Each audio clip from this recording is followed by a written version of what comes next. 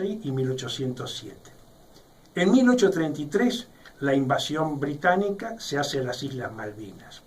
De 1845 a 1850 dura la invasión más grande que hace Inglaterra a la Argentina, que normalmente no la estudiamos, que la hace aliada a Francia. En 1866 Inglaterra, dado que Paraguay se le rebelaba, logra que los ejércitos de Argentina, Uruguay y Brasil destrocen al Paraguay. En 1908 y 1917, el rey de Inglaterra dicta una cosa que se llaman cartas patentes. Con estas cartas patentes, el rey dictamina que el Atlántico Sur y la Patagonia argentino-chilena es británica y que la pueden explotar. En 1970 se produce una enorme invasión económica. Inglaterra compra enormes cantidades de tierra, todos los frigoríficos. Entonces, establece un monopolio en donde las estancias donde se crían las vacas son de ellos, los frigoríficos donde se carnean son de ellos y exportan. Esto tiene un enorme enfrentamiento de un juez, el juez Salvador Lozada, que dicta la quiebra de estos frigoríficos y los denuncia por evadir apenas 25.000 millones de dólares.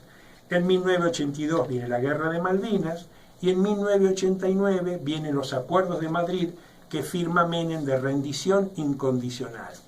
Entonces, geopolítica significa que a los argentinos les digan que hubo 2 invasiones, en vez de 13, la de 1806 y 1807, que la de 1982 la culpa fue argentina. Entonces, los argentinos, a la operación geopolítica británica de 254 años, siempre coherente, los británicos han sido siempre coherentes. ¿Eso es geoestrategia? No, eso es geopolítica, porque es la estrategia para que el territorio argentino esté sistemáticamente o atacado, o manipulado, o dominado. Entonces, esto es lo que define que un país sea del tercer mundo. Define que un país jamás termina de tener ni la defensa de su territorio, ni el manejo de su economía. Esto es geopolítica, claro. La posibilidad de utilizar distintos medios. Yo pienso, o sea, yo te pregunto que vos sabes más. Tenemos en el mundo, digamos, distintos países, ¿no?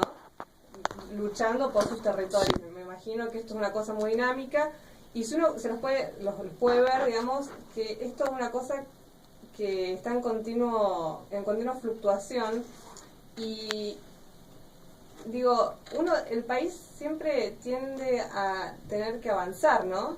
Porque, o uno puede de alguna forma quedar estable. Sí, hay otro conocimiento básico de la geopolítica. Porque es como que si uno avanza, alguien avanza sobre uno. Esa es la sensación que da. No necesariamente. Hay otra regla de la geopolítica que la dictó Perón.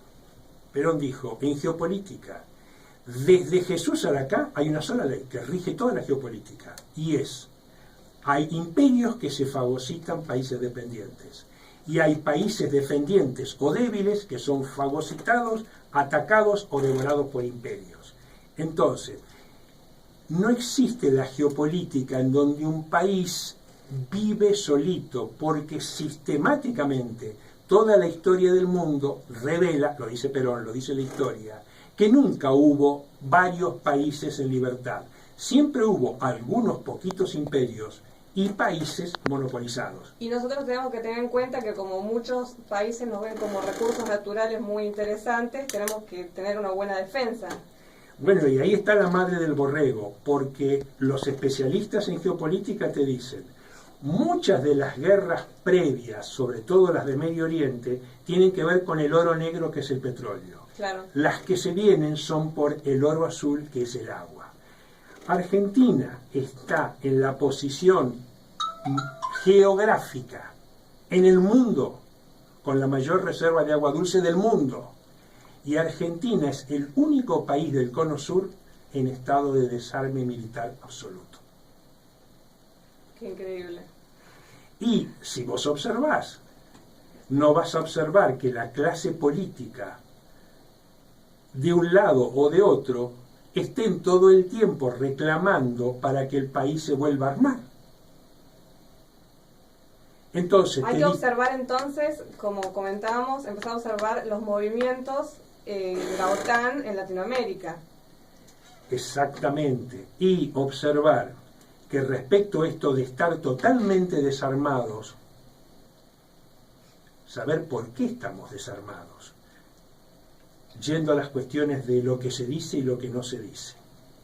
Argentina, después de Malvinas, entre Alfonsín y Menem, se firma un tratado de desmantelamiento absoluto de todas las Fuerzas Armadas, que se llaman Acuerdos de Madrid.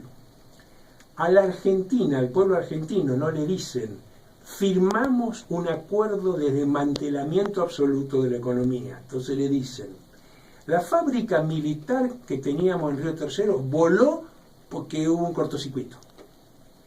El servicio militar lo vamos a hacer desaparecer porque un sargento malo mató a un soldado. Y así sucesivamente. Entonces, se fue dejando morir la estructura militar de un país que durante muchos años tenía paridad militar con Chile y con Brasil.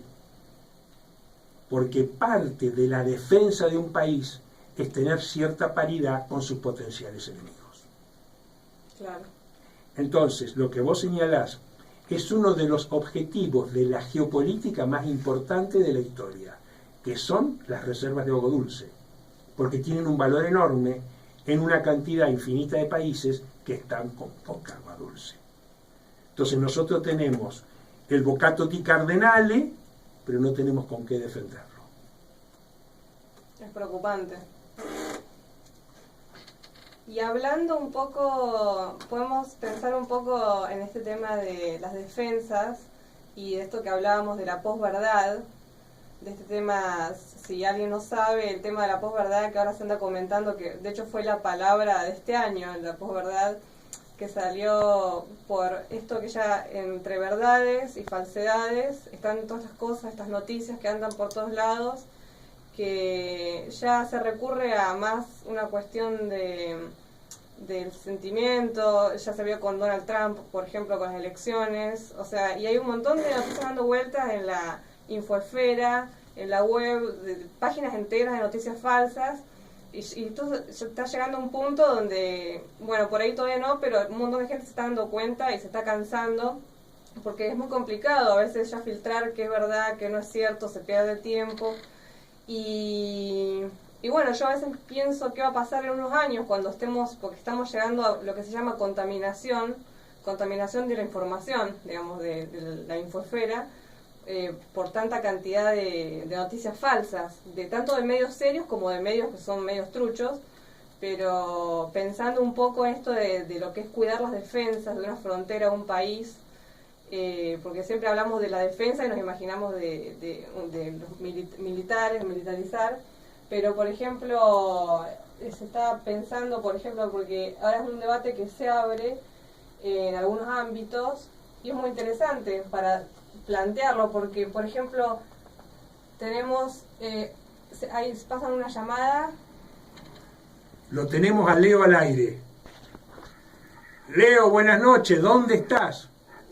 ¿Qué tal? Buenas tardes, buenas noches ya, queridos colegas, buenas noches Oscar, buenas noches Mariana, buenas noches a la comunidad gráfica, buenas noches a la patria marinera. Ahí estoy, ¿sí? En nuestra tierra marina, estoy en la Patagonia, en la ruta 40, específicamente en la zona noroeste de la provincia de Santa Cruz, provincia marinera Silay. Y bueno, muy contento de saludarlos esta noche, ¿sí? Y bueno, y recopilando información, recopilando información. ¿Cómo están ustedes? 10 puntos masiva, pero contanos vos, ¿qué tenés para aportarnos? Estamos desesperados. Mira, por un lado, bueno, estuve recorriendo lo que es la localidad de Los Antiguos, la localidad de Perito Moreno, estuve dando vueltas por la zona de la Cutre, específicamente por el lago Buenos Aires y por la localidad de Chile Chico, ¿sí? Esto es la 11ª región de Chile, y en ese sentido, recopilando información acerca de la patria entreguista. Oscar, ¿qué es esto, Oscar y Mariana?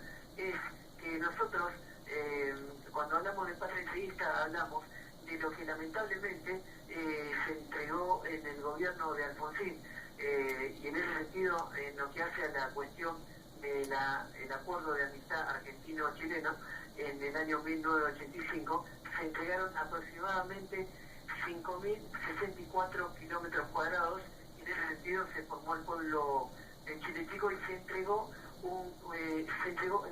cruzó una línea divisoria sobre el lago Buenos Aires. Cuando hablamos del lago Buenos Aires hablamos del segundo lago más importante de Sudamérica, el segundo lago más grande, y bueno, esto es tremendo, ¿no? Cuando hablamos en materia de defensa, como bien lo decía Mariana, hablamos de una serie de áreas, entre ellos la comunicación, y también hablamos de nuestros recursos naturales, ¿no? Y eso por un lado. Y por otro lado, quería comunicarles que en lo que hace a la patria entrevista, estamos lamentablemente en un tiempo de una patria entrevista que comienza a avanzar en materia energética, y comienzan a avanzar los despidos en lo que hace al sector petrolero, específicamente en la provincia de Chubut y Santa Cruz. Y en ese sentido hay una alarma en lo que hace a los sindicatos petroleros.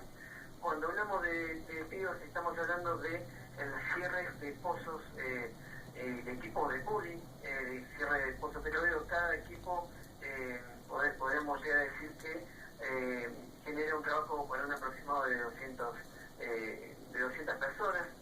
Y bueno, esto es podríamos decir, una guerra pausada que estamos viviendo en el sur de la Patagonia. Una pregunta, Leo. Vos has estado en Caleta Olivia, ¿no? Así es.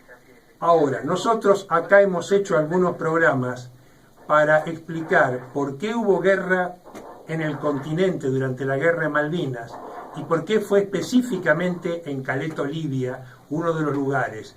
¿Pudiste recopilar algo de cómo fue la Guerra de Malvinas en el continente, en Caleta Olivia? Sí, estoy recopilando información en ese sentido, y en lo que hace a la información del conflicto bélico en el continente, en lo que hace a Caleta Olivia, podemos tener información con claridad de que hubo específicamente un grupo comando británico con un soporte de submarinos frente a Caleta Olivia que intervinieron en el apoyo logístico que surgía desde los movilizados en Comodoro Rivadavia, específicamente de los helicópteristas que despegaban desde el Liceo Militar General Roca. En ese sentido, en Caleta Olivia se produjo el derribamiento de un helicóptero con un grupo de oficiales, suboficiales y conflictos que se dirigían por una alarma desde el norte al sur de Comodoro Rivadavia, específicamente al sur del continente. Y bueno, en ese sentido, eso es uno de los conflictos que tenemos. Leo, estas 15 personas, entre soldados, suboficiales y oficiales que murieron en Caleta Olivia, ¿murieron cerca de la ciudad o en algún territorio un poquitito alejado? Para que nos ubiquemos.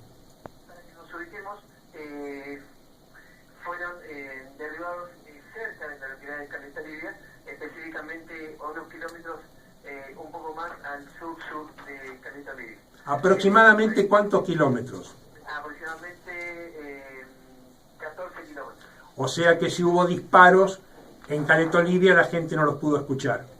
No, así, no solamente no los pudo escuchar, sino que el helicóptero que venía, es decir, desde el Liceo Militar General Roca, se retiraron 2 helicópteros, y bueno, el helicóptero que venía detrás, siguiendo a esta punta de lanza, no alcanzó a divisar ningún disparo, etcétera. Le vamos a aclarar a la gente, Leo, pero además porque acá con la ingeniera estamos discutiendo las cuestiones de posverdad, que ese helicóptero tiene 15 muertos. Esos 15 muertos están en el cenotafio de Plaza San Martín, es decir, el Estado argentino los reconoce como muertos en el continente. El oficial a cargo, que era el coronel Arévalo, fue ascendido post-mortem a general Arévalo. Todos ellos están reconocidos como héroes de guerra. Entonces, ¿qué es la posverdad? El regalarte un poquitito de verdad y decir, estos tipos murieron en la guerra, los condecoro y los pongo en el monumento. Pero a la vez le digo a la ciudadanía que no hubo guerra en el continente. Hace 34 años que se le dice a la ciudadanía, no hubo guerra en el continente. Pero por otro lado, verdad que solo conocen los muy entendidos, hubo guerra en el continente, con muertos y todo.